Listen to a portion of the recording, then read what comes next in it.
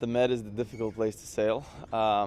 You kind of need to respect the weather forecast, but you also have to know a lot of local knowledge about like how the weather works next to the coast and offshore to the coast, like night breeze, day breeze, like these kind of things.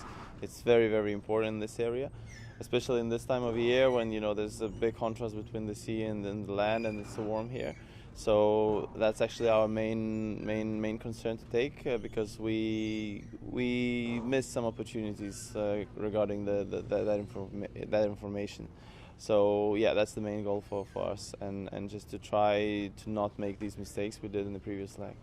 Do you have a lot of We do have not on board. On board, like we have some navigator, but he's not from here, not local. But we consulting some local guys about the weather, which helping us with the weather routing, and I think we'll do it good. Like we all sailed here. We've been here quite a while, but when you had a couple of years off due to COVID and everything, you get rusty, and this for this leg was a bit shocker, because in the end you're like, we knew that, and then it's a hard lesson, painful lesson, but now we just need to watch the area a bit more closely to see what the weather does, how it develops, what the tendencies are, and try to use that to its maximum potential.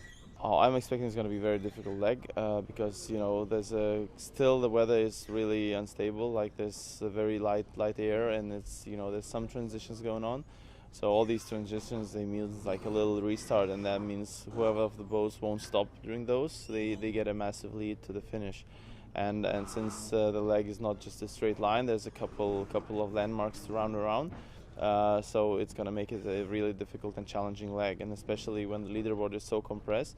So this leg, there's a lot of points on the table, and every team will fight for any of that. So that's for us as well. That's going to be the most important leg of all.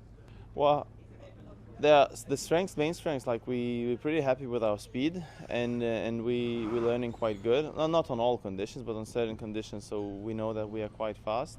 We also have the A4, which we're still learning how to sail. But I think that's the other team. But now we have a clear understanding, on what angles we can use it, on what winds, and how to perform better with that sail. So that's a big learning curve. And yeah, it's all for grabs. I think the people are motivated. They having a lifetime opportunity to be in this kind of race, and to give it all for this last leg. So for sure, that's the strengths of our team. Have you got No, to be honest, we're looking at all of them.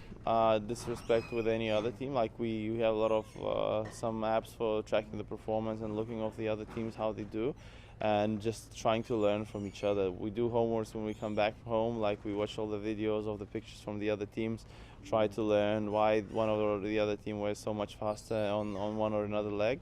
And that's a big learning curve for us, because we have meetings, we discuss these things, and then we try to improve and learn. So none team in particular, because I know most of the guys, and it's really fun to race against them and together with them.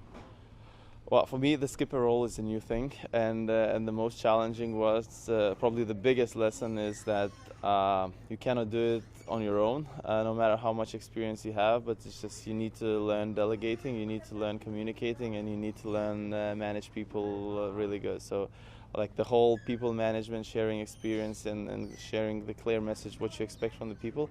That's my biggest takeaway. So I'm learning the most, not like about the sailing or anything, but about the leading the team and skippering the team, because that's a really new role for me, and it's super challenging, to be honest.